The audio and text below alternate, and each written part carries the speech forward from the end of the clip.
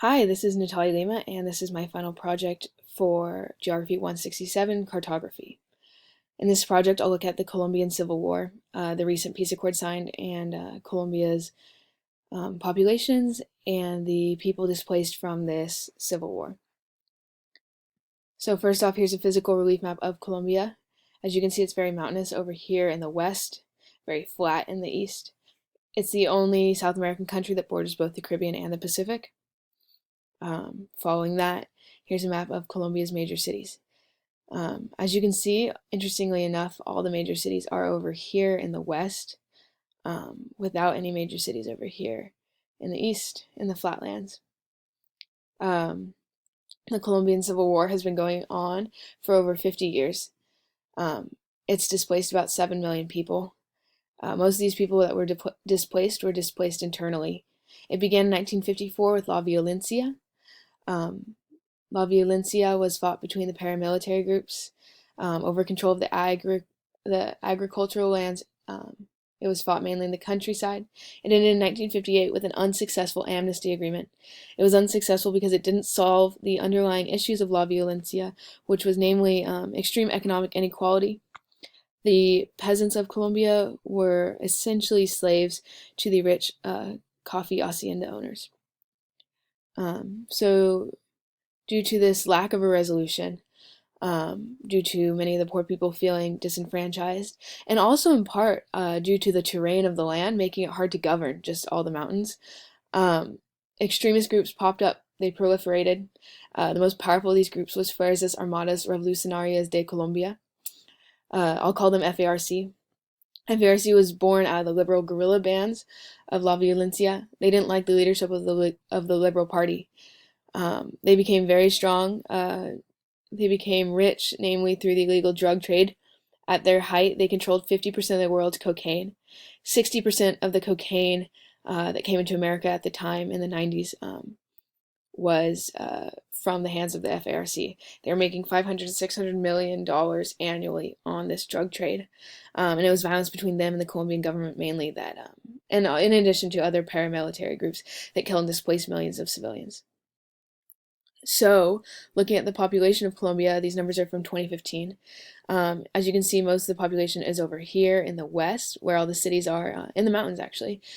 And however, most of the population increased since 2005. Between 2005 and 2015, it was over here in the east, in the flatlands. However, this is a percent increase. So since these populations were smaller to begin with, it only takes a smaller number to lead to a large percentage increase in population. And then these are total numbers from the beginning of the Civil War until 2016, the populations of the displaced people.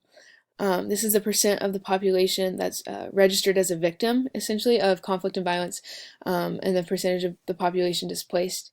As you can see, we have a large percentage here, here, and there, though there is no like one band.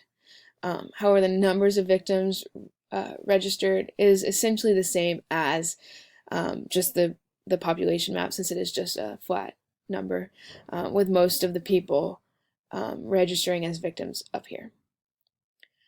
However, what's really great is recently there was a peace accord signed between the FARC rebels and the Colombian government. It was signed in Havana in November of 2016.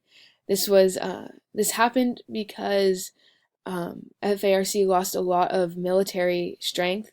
A lot of their top leaders were killed by the Colombian government, and at the urging of the late Fidel Castro and Hugo Chavez, they encouraged peace in Colombia. The FARC officials decided to seek peace. It took 4 years to negotiate this deal, and it's a very extensive deal. It covers agricultural reform, the illegal drug trade, victims' reparations, and demobilization. Essentially what it does is it establishes 26 transition zones in historically FARC-controlled regions, and in a 6-month process it sets up assimilation and reintegration into society of the FARC rebels. And then following that, if the ex-rebels turn over their weapons, pay reparations to the victims, they can form a political party and they will receive 10 unelected seats in government that they will hold until 2026. So that sounds great. However, there have been some issues in the implementation of this, namely that the transition zones, the 26 transition zones, were supposed to be ready to be lived in as soon as the FARC rebels came there, or ex-rebels moved in. However, many of them are located far away from the cities, especially this little cluster up here, and these down here. They're located far away from the cities, major roads, and they're lacking basic resources such as potable water. And here's an up-close look at southwestern Colombia. You can see Bogota, the mountain ranges, and just this line of transition zones essentially out here without any major roads to come to them. These ones are, however, closer to Cali, a major city. And then here's the FARC transition zones in relation to major cities. And as you can see, again, this cluster is kind of by itself out here. We have these ones over here. This one is close to Florencia. So like I said, many were lacking basic resources. So the FARC fighters have actually been constructing and building the buildings that were supposed to be there. They seem to be excited, though, to receive education and training because many FARC rebels were brought into FARC as child soldiers. So many of them don't have education past elementary school.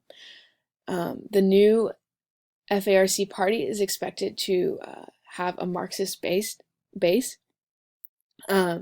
They haven't released any official political statements yet, but a Congress to found the party will be held no later than May of this year. Despite the setbacks of the ill-equipped transition zones, the ex-FARC rebels appear to be very committed to the cause of peace. They do seem, like I said, excited to receive an education and assimilate into civilian society. However, many Colombians do fear that the ex-fighters will join gangs. However, with that, only time will tell, and hopefully everyone will stay motivated and optimistic and seek peace over violence. Hopefully the FARC people are able to get their transition zones up and running, and hopefully they're able to create a strong and fair political party. With that, I thank you for teaching the class. I hope you have a very restful spring break, and I hope that you enjoy this presentation. Have a nice spring break.